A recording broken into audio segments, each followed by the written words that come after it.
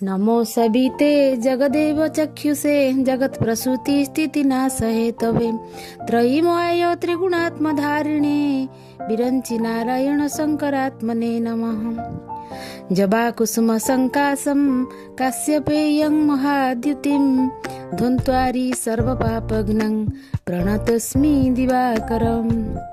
हे सूर्य सहस्रांशो तेजोराशो जगतपते अनुकंपया मा भक्त्या गृहाणार्घ्य दिवाकर। से दिवाकर, से भास्कर, से दिनकर, से सविता, से ही सकल सुखदाता।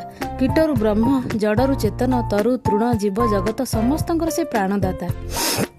से सूर्य देवता विरंचि नारायण, जहाँ को आमे दर्शन करू अनुभव करू।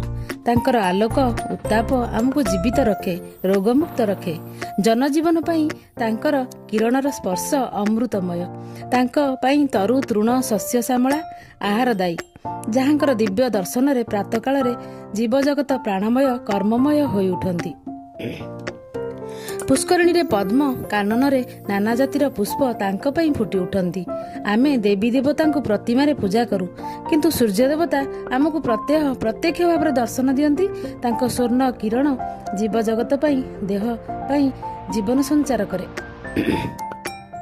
श्री कृष्णचंद्रकर पुत्र सांब एकदा शापग्रस्त होई नारदଙ୍କ द्वारा प्रेरित होई अर्क क्षेत्र रे चंद्रभागा तीर रे दीर्घ दिन धरी सूर्य उपासना रे रत थिले। सूर्य नारायण तांकु दर्शन देई कुष्ठ भଳି दुरारोग व्याधिरू मुक्त कराई नवजीवन नव यौवन प्रदान करथिले। से दिन थिला पौष शुक्ल दशमी, तेणु एही दिन को सांब दशमी कुहा जाए। उदय समय मकर चाउल मिठा पिठा और मध्याह्न नानमन काकेरा बरा बुढ़ा चकुली खीरी नानादि व्यंजन सहित गुड़ुगुड़िया तरकारी भोग लगी हुए।